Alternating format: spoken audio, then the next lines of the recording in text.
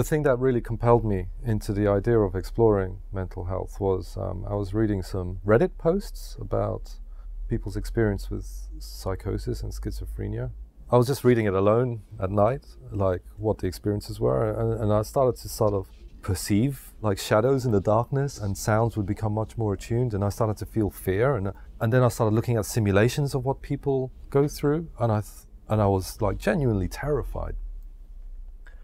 And I didn't realize how literal the experiences could be, that people can see a demon in the room, that they can hear voices screaming at them 24 hours a day, and it's unbearable. And so when we said, okay, let's explore some of this stuff, we've got to get it right. We met Professor Paul Fletcher, who's a psychiatrist and professor of health neuroscience at Cambridge University.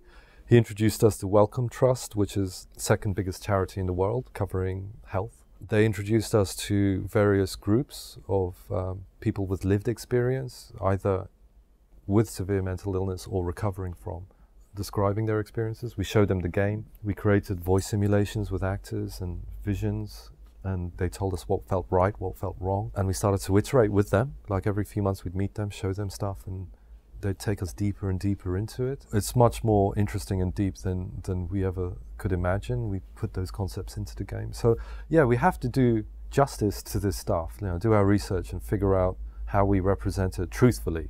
People think perhaps they have to treat it sensitively, which is to underplay it, and that's not it.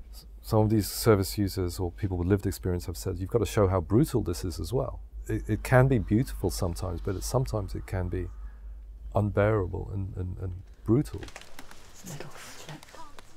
Showing that is a good thing, because then people will understand a little bit what we're talking about. And so they've been really supportive and excited about it. I hope that we do them justice as well with the game. I think there's potential for people to be quite upset that we are tackling this subject, but I think it's better to throw it out there and at least with the intent of being honest and truthful about it. Do you plan to have like a call to action at the end?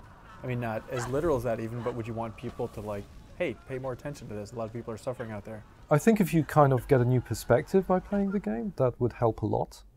Just understand this difficult subject. But I think in terms of a call to action, I mean, we are talking with Wellcome Trust and Sony about whether we can make it easy for people to find a resource, just to find out more. So we're not.